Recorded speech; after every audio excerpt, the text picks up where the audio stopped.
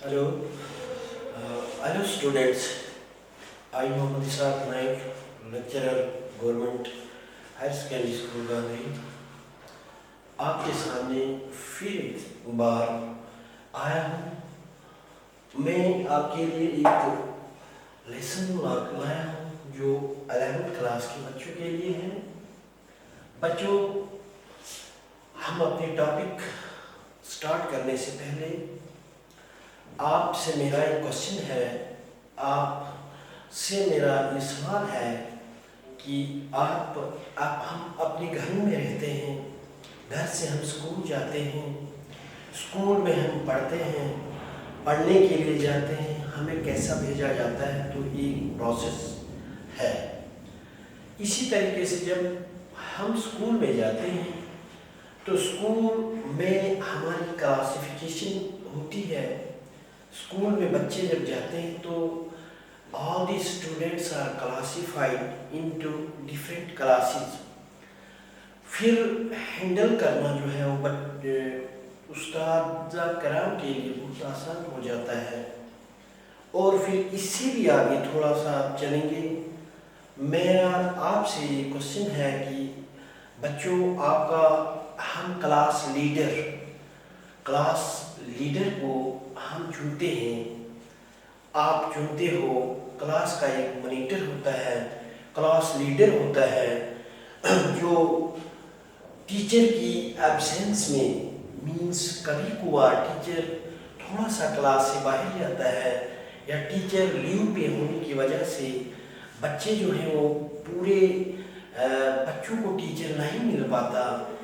एक हमारे स्कूल्स जो हैं वो ऐसे स्कूल्स हैं हमारे इस इंडिया में जहाँ पे टीचर जो हैं वो इन रूरल एरियाज में बहुत कम होते हैं। Even only 2 to 3 teachers in some schools can run the 10 classes. So वहाँ पे प्रॉब्लम्स आ जाती हैं तो क्लास लीडर बनाना पड़ता है।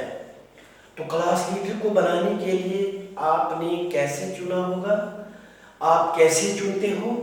अगर आपका ये सवाल ठीक होगा कि हम 2 बच्चों को या 3 बच्चों को अपनी मर्जी से नहीं दूसरा नॉमिनेट करता है, फिर उन बच्चों के लिए जो है वो क्लास के अंदर ही वोटिंग की जाती है। हमने स्कूल लीडर भी बनाना होता है तो हम देखते हैं कि हमारे स्कूल में उसको भी चुना जाता है। चाहे किस तरह से आप उनको एलेक्ट करते हैं, लेकिन एक प्रोसेस होता है। तो उसी सिलसिले में आज का लेसन जो वो हमारा है पॉलिटिकल साइंस का है, वो इलेक्शन एंड रिप्रेजेंटेशन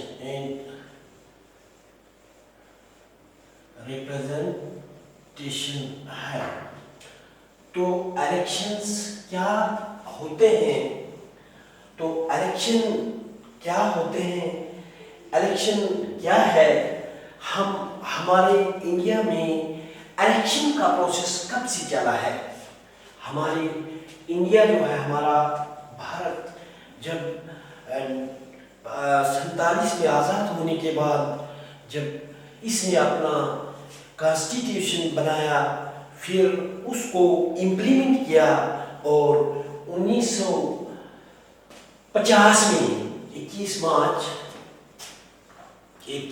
मार्च 1950 को इलेक्शन कमिश्नर को मुकर्रर किया गया, जिसका नाम सुकुमार सेन को इलेक्शन कमिश्नर। ये आपको बेक हिस्ट्री थोड़ी देनी है, जो हमारा टॉपिक हम इन डिटेल पढ़ेंगे, लेकिन कब से जो है इलेक्शन प्रोसेस हमारे इंडिया में शुरू हुआ है। जब से हमारी आज़ादी मीन्स जब से हमने ब्रिटेन इंग्लैंड अंग्रेज़ों से जब से हमने आज़ादी ली है, बिल्कुल 2-3 साल के बाद हमारे इलेक्शन प्रोसेस वो स्टार्ट हुआ, कॉन्स्टिट्यूशन बनाया गया।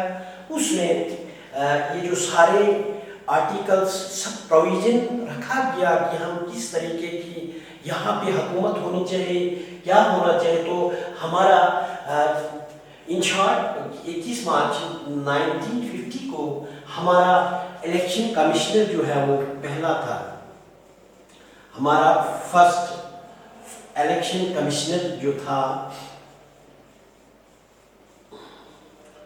इलेक्शन कमिश्नर सुपर सेन था। फिर आज का जो हमारा इलेक्शन कमिश्नर है वो सुनील अरोड़ा। तो इलेक्शन कमीशन को कौन अपॉइंट करता है, इसके लिए हम आगे से इन डिटेल डिस्कस करेंगे, लेकिन हम इससे पहले बोल देते हैं कि इलेक्शन सिस्टम होता क्या है। एक इलेक्शन सिस्टम जो है, election system is a medium to elect the representatives in direct democracy to form the government। ये एक सिस्टम है, ये एक सिस्टम है जिस सिस्टम की एक मीडियम है, जो election system is a medium to elect the representatives in direct democracy to form government। Means इससे पहले कि हम थोड़ा सा और आगे जाएंगे कि हमारी जो डेमोक्रेसी मीन्स यहाँ पे हमारा लफ्ज़ एक डेमोक्रेसी आया। जैसा कि बच्चों आप जानते हो, हम आगे इन डिटेल इनको एक एक करके आगे इन सारी जो हमारी टर्म्स जो है वो इलेक्शन और रिप्रेजेंटेशन में आएगी। हमें इन डिटेल इनको डिस्कस करना है, लेकिन आज जो हाइलाइट्स हम पढ़ने जा रहे हैं इलेक्शन और रिप्रेजेंटेशन की, तो इसमें हमने पढ़ा कि 1950 से स्टार्ट हुआ है ये प्रोसेस, ये मेथड, जिसका इलेक्शन कमिश्नर हमें सुपर सेन जो थे, और तब से ये चलता आया। इसको वो जो हमारे इलेक्शन कमिश्नर से, इसका भी हम डिटेल में पढ़ेंगे कि ये कैसे बनाया जाता है और किस तरीके से इसको कभी कभार रिमूव करना पड़ता है, तो उसके लिए आगे अलग से चैप्टर होगा। तो इलेक्शन सिस्टम में जो है वो ये मीडियम है to elect the representative in direct democracy. तो क्वेश्चन आ गया फिर हमारी democracy, what is mean by democracy.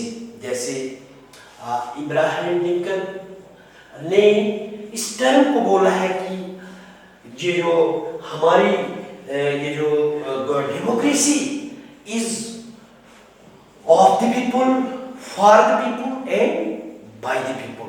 Ibrahim Lincoln ने डिफाइन किया हुआ है इस डेमोक्रेसी को।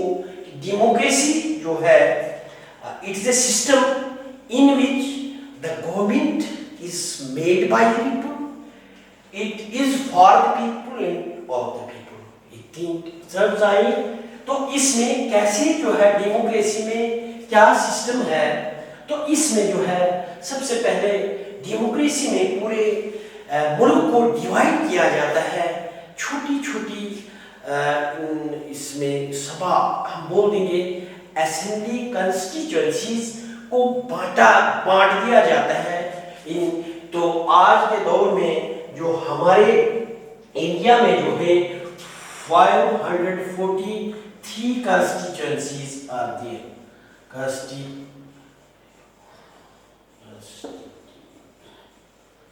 constituencies 43 है। पूरे मुल्क को छोटे छोटे हिस्से सेगमेंट्स में डिवाइड किया जाता है। पहले तो स्टेट्स हम इन जनरल हम लोकसभा की बात करते हैं कि इसमें जो हमारे मेंबर्स जो हैं 543 हैं। तो इसमें फिर जो है इनके लिए हर एक कंस्टिट्यूएंसी के लिए हम अलग से अपने नुमाइंदे को चुनते हैं, मींस नुमाइंदे को चुनते हैं। अब जब नुमाइंदे हमारे इलेक्शंस होते हैं या डेमोक्रेसी जो हमने डिफाइन किया, ये लोगों के जरिए बनाई जाती है, लोग ही इसको चलाते हैं और लोगों के लिए ही होती है। तो जो फिर इसमें दो तरीकों से इन डेमोक्रेटिक सेटअप में जो है या डेमोक्रेसी को दो तरीकों से डिफाइन किया जाता है। जैसे यहाँ पे जो है वो दो तरीकों से इसको डिफाइन किया जाता है, हमारी डायरेक्ट डेमोक्रेसी एंड दूसरा आ जाएगा इनडायरेक्ट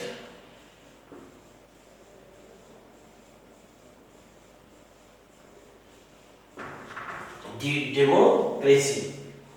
बच्चों, जब हम चुनते हैं, हम अपने रिप्रेजेंटेटिव्स को चुनते हैं, अपने एमपीज को चुनते हैं, अपने एमएलएस को चुनते हैं, तो चुनने के लिए क्या हो जाता है कि अब उनको कौन चुनता है? क्या हमारे सारे पीपुल्स जो है, सारे पीपुल्स जो बच्चे से लेके सारे इंटायर पॉपुलेशन वोट करती है? नहीं, यहाँ पे जो है इस स्टेट जो है वो age of maturity for casting a vote, जैसे वोट एडल्ट फ्रेंचाइज होता है जो it varies from country to country. तो हमारी इंडिया में जो है एक एज जो है जो वोट देने का हक रख सकता है, वो एज जो है वो दैट इज 18 ईयर। हमारे इंडिया, रशिया और इंग्लैंड में जो है वो वोट वो आदमी दे सकता है जो एज जो है अटेन कर ले 18 ईयर्स की। But it is after 1989, before 1989 जो है 1999 से पहले जो हमारे एज जो थी, age of maturity for casting a vote was 21 years, 21 year. अब 1999 के बाद जो है वो हमारे भारत में और भी दूसरे मुल्क, जैसे मैंने बोल दिया इंग्लैंड है और हमारा रशिया है, इनमें जो है वो वही बंदा वोट दे सकता है जो एज जिसकी 18 साल पूरी हो जाएगी। And that age, the age of maturity for casting a vote is done by this state. हमारी ये स्टेट की जिम्मेवारी है, मीन स्टेट या हमारे स्टेट की जिम्मेवारी है कि वो उसकी एज को फिक्स, मीन्स उसको इस लिस्ट में, उसके लिए डिफरेंट एक प्रोसेस होगा, एक मेथड होगा, उसके लिए जो है वो एक सिस्टम है। उस सिस्टम को चलाती है हमारी स्टेट, वही हमारा इलेक्शन कमीशन जो है वो रिस्पॉन्सिबल है। जब हम इसको आगे जब इन डिटेल हम पढ़ेंगे कि क्या क्या काम हमारे इलेक्शन कमिश्नर के होते हैं, वहाँ पे हम इन डिटेल थोड़ा सा अभी हम इसको कर रहे हैं। जैसे मेरी ये जो age of maturity for casting vote very from country to country. In Switzerland it is 20 years. हमारे स्विट्जरलैंड ये 20 ईयर है। फिर हमारी अमेरिका में 21 साल है और नॉर्वे में 23 ईयर्स है। It very from country to country. ये जो वोट देने का हक, वोट देने का अधिकार जो है, ये हमारे इंडिया, हमारे भारत में 18 साल से होता है। जो भी बच्चा, जो भी बच्ची, जो भी इंडिविजुअल हमारे भारत का 18 ईयर की एज को अटेन करेगा तो उसको एक हक मिल जाएगा, उसको वोट देने का हक मिल जाता है। और ये वोट देने का हक it is irrespective of caste, colour, creed, sex and location. चाहे वो किस भी नस्ल से, किस भी मजहब से ताल्लुक रखता है, चाहे वो किस भी रीजन से बिलोंग करता है, चाहे वो रूरल एरिया में है, चाहे वो अर्बन एरिया में है, चाहे वो रिच है, चाहे वो पुअर है, चाहे वो मेजॉरिटी है में से है, चाहे वो माइनॉरिटी में से है, सभी लोगों को ये अधिकार है सभी को। There is a provision in constitution that every individual who attain the age of 18 year have to cast his vote. Means ये उसका हक बन जाता है, किसी को हम रोक नहीं पाते, इस सारों का अधिकार है कि वो वोट कास्ट करेंगे। अब बात आती है कि जब वो वोट को कास्ट करते हैं तो वोट को कास्ट किया जाए, एक तो वहां पे भी डायरेक्ट कास्ट करता है और इनडायरेक्ट करता है, इसको अलग से एक चैप्टर होगा। अभी हम बात करेंगे डायरेक्ट डेमोक्रेसी। जैसे हमने बात की पीछे कि डेमोक्रेसी जो है it is a form of government in which it is by the people for the people of the people. ये लोगों की है, लोग हुकूमत करते हैं और लोगों के लिए ही है। तो इसमें हमारी दो टर्म्स आती हैं, एक तो डायरेक्ट डेमोक्रेसी है, सेकंड इज इनडायरेक्ट डेमोक्रेसी। अब डायरेक्ट डेमोक्रेसी और इनडायरेक्ट डेमोक्रेसी में हम थोड़ा सा फर्क, जो इनका डिफरेंस है, डिफरेंस क्या है कि व्हाट इज द प्रोसेस, क्या प्रोसेस है इस डायरेक्ट डेमोक्रेसी में और इनडायरेक्ट डेमोक्रेसी में क्या फर्क है। ये हम जब हमारे in old time, traditional time में जब हमारी पॉपुलेशन बहुत कम थी, तो फिर उस समय जो है वो डायरेक्ट डेमोक्रेसी होती थी। मींस हमारे वोटर्स जो थे, हमारे peoples were directly involve in the democracy. Means हम थोड़ा सा इसको ऐसा करेंगे कि डायरेक्ट में जो है, डायरेक्ट में क्या करते हैं कि एक डायरेक्ट डेमोक्रेसी में होगा जिसमें पीपुल्स जो है वो डायरेक्टली इन्वॉल्व होते हैं। हमारी हुकूमत क्या करती है, क्या प्रोसेस है, क्या मेथड है हमारी हुकूमत का चलाने में। तो आज की इस डेमोक्रेसी में जब हमारी इनडायरेक्ट डेमोक्रेसी है, इसमें सारे लोग इसमें मुलव्वस नहीं होते हैं, बट हमने अलग तरीके से अपने रिप्रेजेंटेटिव्स को चुना हुआ है और वो हमारे लिए उतर जाते हैं। मींस यहाँ पे ये जो डायरेक्ट डेमोक्रेसी है ये स्मॉल कंट्रीज के लिए होगी। तो इस डायरेक्ट जहां पे हर बच्चा इन्वॉल्व, हम एक फैमिली की बात करेंगे। अगर फैमिली में दो तरह के हमारे बंदे हैं, एक फैमिली जो है जहां पे 10 बंदों पे मुश्तमिल है, दूसरी फैमिली को हम ले लेंगे जो 3 बंदों पे मुश्तमिल है।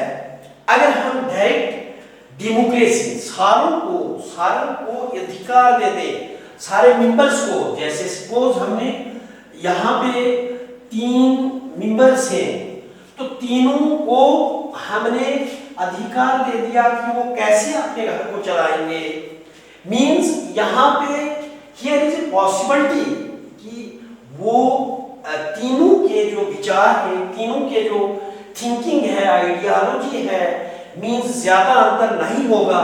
तो there is a possibility, suppose हम इसी डायरेक्ट डेमोक्रेसी में 10 का फैमिली ले लें, जहां पे 10 बंदों की 10 सोचें होंगी, तो मींस वहां पे कन्फ्लिक्ट हो सकता है।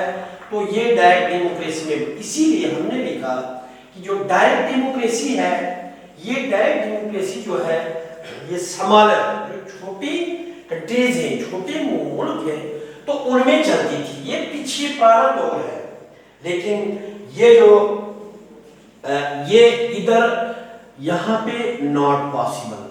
अब आज के ये जो बहुत बड़ी यहाँ पे पॉपुलेशन, हमारी पॉपुलेशन एक्सप्लोजन है, यहाँ पे पॉपुलेशन हमारी इतनी ज्यादा बढ़ गई है, मिलियंस ऑफ पॉपुलेशन है, तो सो ये पॉसिबल नहीं है। इसमें जो है वोटिंग हमारी डायरेक्ट टाइप से होती थी, मतलब हर वो जो इसमें हाथ खड़े करके, मींस पुराने दौर पर इन ट्रेडिशनल टाइम्स जहां तब जो है वो लोग जो है डायरेक्ट वोटर कम हुआ करते थे, और काम होने की वजह से उनका बिल्कुल इन्वॉल्वमेंट हुकूमत में होता था, सारे लोग ही उसमें इन्वॉल्व होते थे। लेकिन ये बड़े मुल्क में पॉसिबल नहीं है। तो फिर अगर हम बोल दें कि यहाँ पे मतलब मींस डायरेक्ट वोटिंग हो गई, डायरेक्ट वोटिंग हुई, डायरेक्ट वोटिंग सिस्टम इसमें पॉसिबिलिटी है क्योंकि हमारे वोटर्स ही कम है, तो यहाँ पे हम इस सिस्टम को लागू कर सकते हैं। लेकिन जहां तक बात आ गई कि इनडायरेक्ट डेमोक्रेसी में ये पॉसिबल नहीं है, ये सिस्टम पॉसिबल नहीं है। तो अब हम बात थोड़ा सा और कर देंगे कि जब हमारा इलेक्शन सिस्टम है, हमारा इलेक्शन सिस्टम जो है, इलेक्शन हम करवाते हैं, तो इलेक्शन इसके क्या फायदे और नुकसान भी होते हैं, क्योंकि हर चीज के दो पहलू होते हैं। हम किसी बात को भी ले लो, उसके जैसे हमारी आज के दौर का जो दौर है, it is age of science and technology, इसकी डिस्कवरीज है, जैसे एटम बम है, जिसके पास एटम बम है, जिसके पास न्यूक्लियर बम है, वो मुल्क ज्यादा स्ट्रॉन्गर माना जाता है एज कंपेयर टू दोज जिनके पास नहीं है। अब जिनके पास नहीं है तो या जिनके पास है मींस वो पावरफुल माना जाता है। सपोज इट हैपेंस कि वो बम जो है या जो दूसरे के लिए हमने रखा हुआ होता है, जो पावर हमारी है, सपोज वो खुद पे उसको लीकेज हो जाती है, कुछ हो जाता है, तो मींस उसका खतरा भी है। हमारा जहाज जो है, इसका एक मेरिट है कि हम इसको बिल्कुल कम वक्त में इसको हम बड़ा लंबा सफर तय कर सकते हैं। लेकिन अगर ये जहाज गिर जाता है तो मींस बहुत सारी अमवात ऑन स्पॉट बिल्कुल हो जाती है। अगर ये नहीं होता तो ऐसा नहीं होता। फिर हम बात कर लेंगे कि जो हमारे इलेक्शंस जो है, इलेक्शन सिस्टम हमारा है, इसके बेनिफिट्स क्या है, बेनिफिट्स क्या है, इसके मेरिट्स क्या है। Merits of election, merits of election क्या है कि इसमें जो है वो एक हमारी जो है पॉलिटिकल इक्वलिटी, इसका एक फायदा ये है कि इलेक्शन प्रोसेस से जो है हर को बराबर का अधिकार है कि वो किसको चुनता है। इसमें हमारे सिस्टम में, इलेक्शन सिस्टम में किसी एक ही इस रीजन को, किसी एक ही रिलीजन को, किसी एक ही स्टेट को, किसी एक ही नस्ल को वोट देने का हक नहीं है। इसमें इक्वलिटी है, हर कोई, हमने बात कर दी, जिसने एज अटेन कर ली 18 साल की, तो वो वोट देने का हकदार हो जाता है, irrespective of caste, colour, creed, sex, चाहे वो किस जाति से है, किस धर्म से है, किस जगह से है, किस जगह से है, चाहे वो रूरल है, बैकवर्ड है, क्या है, मींस हर एक को अधिकार मिलता है। तो इसका एक बेनिफिट ये है कि इससे जो है वो हमारी पॉलिटिकल इक्वलिटी बनती है, पॉलिटिकल इक्वलिटी। इसमें जो है इलेक्शन से हमारी पॉलिटिकल इक्वलिटी बनती है। एक फायदा ये है कि पॉलिटिकल इक्वलिटी की बराबरी होती है सारों के साथ, कोई इसमें किसी को पीछे छोड़ा नहीं जाता, कोई रहता नहीं, क्योंकि हमारे कॉन्स्टिट्यूशन में वो प्रोविजन है कि बगैर किसी जाति, धर्म, respective of caste, creed, sex and location. दूसरा हमारा इसमें पॉलिटिकल अवेयरनेस आता है। सेकंड जो है इसमें पॉलिटिकल अवेयरनेस।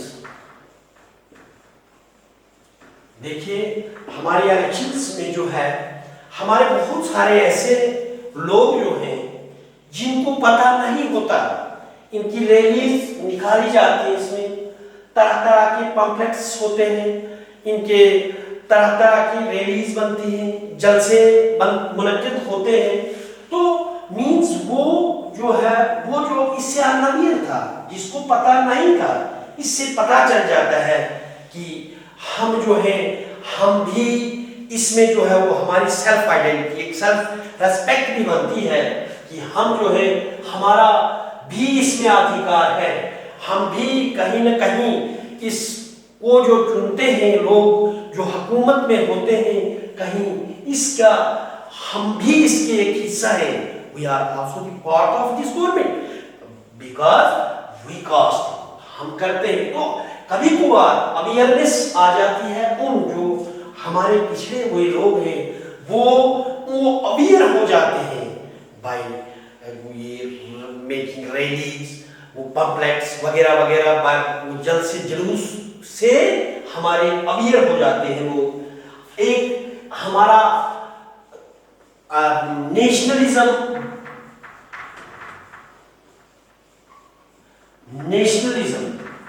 इससे जो है, इसका एक फायदा है कि हमारा नेशनलिज्म मीन्स हम अपनी कंट्री को अच्छा देखना चाहते हैं, हम इसे अच्छा बनाते हैं, हम नुमाइंदे भेज के वो जो है हमारी कंट्री की हालत को सुधारते हैं। मीन्स एक सेंस ऑफ नेशनलिज्म जो है, वो जो है सेंस ऑफ नेशनलिज्म, इससे हमारे इलेक्शन प्रोसेस से वो जो होता है, एक इसका मेरिट है कि इलेक्शन प्रोसेस से जो है हमारा सेंस ऑफ नेशनलिज्म बढ़ता है।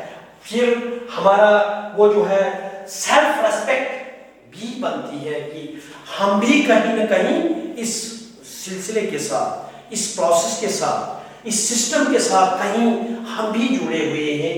मीन्स हमें हमारी thinking of nationalism, sense of nationalism पैदा होता है। हम पॉलिटिकल अवेयरनेस हमको मिलती है, पॉलिटिकल इक्वालिटी मिलती है, and this system also strengthen the minorities. हमारी माइनॉरिटीज जो है वो स्ट्रेंथन होती हैं। तो हमारे जैसे हमारी माइनॉरिटीज जो होती हैं, माइनॉरिटीज ऑफ नॉट, वो जो है अपने आप को नीचे, खुद को एक अलग से समझते हैं। तो लेकिन माइनॉरिटीज को अपलिफ्ट किया जाता है। हम आए दिन देखते हैं कि यहाँ हम अलग से पढ़ेंगे कि रिजर्वेशन जो होती है माइनॉरिटीज के लिए कहीं पे होती है, कहीं पे ये मखसूस सीटें जो होती हैं कहीं पे माइनॉरिटीज के लिए रखी जाती हैं। वो इसलिए रखी जाती है कि इस प्रोसेस से जो है वो जो है वो हमारी स्ट्रेंथन, इनको ताकत मिलती है, इनको बढ़ावा मिलता है। तो फिर इसके हमारे कुछ, हम थोड़े से छोटे से टाइम में इसके डिमेरिट्स, ये हमारे बेनिफिट्स थे और हमारे इसके कुछ डिमेरिट्स भी हैं। डिमेरिट्स मींस इससे नुकसान भी है। मैंने पहले बोल दिया कि हर चीज के दो पहलू होते हैं। किसी चीज का की अच्छाइयां भी होती हैं, अच्छाइयों के साथ साथ कुछ बुराइयां भी होती हैं। जैसे इसमें बुराइयां क्या है, हम पहले बोल देंगे कि इसमें हम डिस्कस करेंगे कि इसमें अच्छाइयां क्या है, और हम बोल देंगे कि इलिटरेसी जो है, इलिटरेसी प्ले वाइटल, मतलब अनपढ़ता, जिसको इस सिस्टम का पता नहीं है, जो इसके अवेयरनेस, हमने बोल दिया means there are peoples, they are totally unaware regarding this process of election and the system of this representation, what is method in this election process. They are completely unaware, means वो बिल्कुल उनको पता नहीं कि हमारा vote गलत cast करने से क्या हो जाएगा, हम किसको चुन लेंगे, हमारे इससे क्या नुकसान हो जाएंगे। तो मींस फिर हम इसको जब डिस्कस करेंगे, वहां पे हमारे कमीशन में कुछ रिकमेंडेशंस देते हैं कि अधिकार सिर्फ रिटेड पर्सन को ही होना चाहिए था, लेकिन फिर हमारी हाफ ऑफ द पॉपुलेशन जो है वो इस अधिकार से महरूम रह जाएगी। सो दे ये जो है डिमेरिट्स इसके हैं कि कुछ ऐसे लोग जो हमारी है, जो अनपढ़ता है, अनपढ़ता को अच्छा और बुरा पहचानने में, मींस वो वोटिंग करते समय गलत कर सकते हैं, वो सोचते समय गलत कर सकते हैं, मींस ये इलिटरेसी जो है वो हमारे इलेक्शन सिस्टम में जो है वो हमारी एक डिमेरिट है। मींस वो कहीं न कहीं इस सिस्टम को वो जो है नुकसान हमारी इस प्रोसेस को मिल सकता है। फिर दूसरा हम बोलेंगे फीलिंग्स। तो हमारी जो फिर दूसरा आ गया कि हमारा फीलिंग्स कहीं पे ऐसा हो जाता है। इसके लिए मैं एग्जांपल कोट करना चाहूंगा कि जैसे हमारे कुछ ढाबे होते हैं, जैसे उन पे लिखा होता है, जैसे हम कहीं जाएंगे उधर लिखा होगा कश्मीरी वाजवान, कहीं पे होगा वैष्णो ढाबा, कहीं पे दूसरा खालसा वो लिखा होता है। तो वो इसलिए होता है कि ये हमारे जो है वो अट्रैक्शन हो जाए, जो कस्टमर्स हमारे जो हैं वो कहीं ऐसा फील कर रहे हैं कि वो हमारे इससे है। तो same is the case over here that some peoples जो अवेयर नहीं है वो क्या कर लेते हैं कि बगैर सोचे समझे वो सोच लेंगे कि हमारा वो जो है सिख हमारा लीडर है, हम इसी को वोट दे देंगे। फेलो फीलिंग्स हम बोल देंगे, फेलो फीलिंग अपनायत का मतलब फीलिंग्स, फेलो फीलिंग कि ये हमारे में से है, ये गरीब है, वो अमीर है, मींस बाय डिफरेंट वेज, कोई मखसूस वे नहीं। कोई बोलेगा कि वो जी पैसे वाला है हम उसी को वोट कास्ट करेंगे, कोई ऐसे बोलेगा कि ये हमारा है तो हम इसी को वोट कास्ट करेंगे। मींस हम either one way or the other way it can hurt, but this is one of the demerits in our election system. फिर हमारा आ जाता है करप्शन है। करप्शन जो है एक बड़ा हर्डल है। करप्शन जो है इस सिस्टम में लोग क्या करते हैं कि जो जब भी इलेक्शन का सिस्टम होगा तो लोग पैसे बांट के तो वोटर्स को जो है वो गरीब जनता को खरीदते हैं। मींस कहीं न कहीं जिस करप्शन पैसा जो है लेन देन है या पावर है वो कहीं न कहीं इस सिस्टम को इधर उधर डिविएट करता है। कहीं पे ऐसा हो जाता है कि पैसे दे के वोटर्स को बहकाया जाता है और वो इसका मिसयूज कर दिया जाता है पैसे का। तो मींस ये जो है ये हमारे कुछ डिमेरिट्स थे। अब हम जो है वो इसको एक एक करके इन सारों को पढ़ेंगे। ये जो पूरा हमारा चैप्टर जो था वो इलेक्शन और रिप्रेजेंटेशन के बारे में था। अभी हमने इसको हाइलाइट्स मींस ये थी, तो अब इनको हम एक एक करके आगे से पढ़ेंगे। तो आपको कैसा लगा? आपको अगर इसमें कोई प्रॉब्लम्स आई होंगी तो आप मुझे फोन नंबर पे बात करके, तो जहाँ पे आपको समझ नहीं आई होगी तो उसे मैं दूर करने की कोशिश करूँगा।